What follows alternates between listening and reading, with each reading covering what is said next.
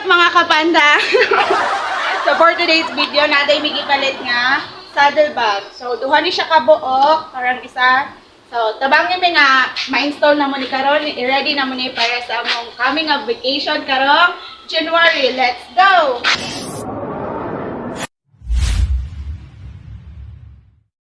So what's up mga kensyong, atong i-install ang ato ang saddle bag nga na-order na nato ni kay mo na itong gamiton para sa biyahe nato karong January kay mobakasyon taog Negros. Then ang nakanindot anay mga kensyong kay dili na ka magdala og backpack. So dili less hassle na siya kay diri na siya nato siya butang. Okay, let's go, install na nato. Una, ang ato ang back seat, ang ato na siyang abrihan kay dire nato i-install ang ato ang strap. So kinahanglan nakagawas nga bakil para dire nato i-attach ang bag.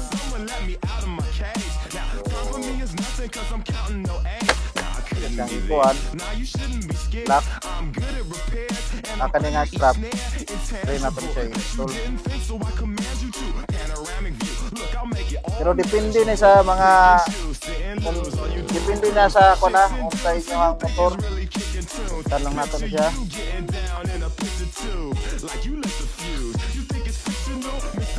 Ito na siyang i-attach dire ni. Tapos tapikas. Ito po na siyang i-attach din Then kaning pikas dire nato siya ibutang. So inana siya kasi full ra mga so para dili siya mo bitay. Okay.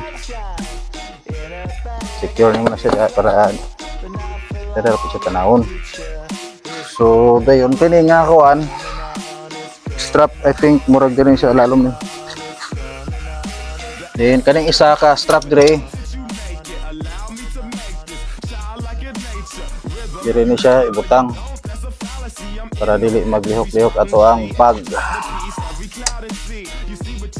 Okay, so ana na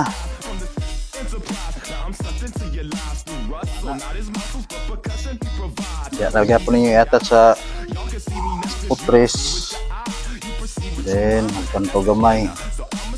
So ana lang mga kainsyong, ano siya pakapin nga tawag ani kanang murag iyahang kuan ba pa sa ulan. Yana na siya ninyo pag-install na siya nimo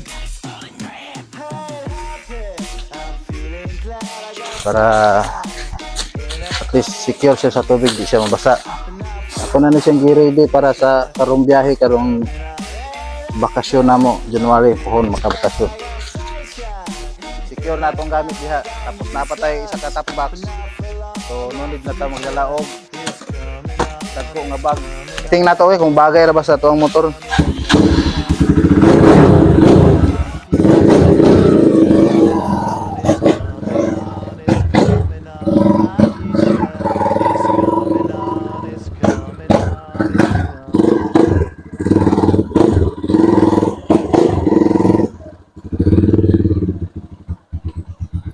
Okay na.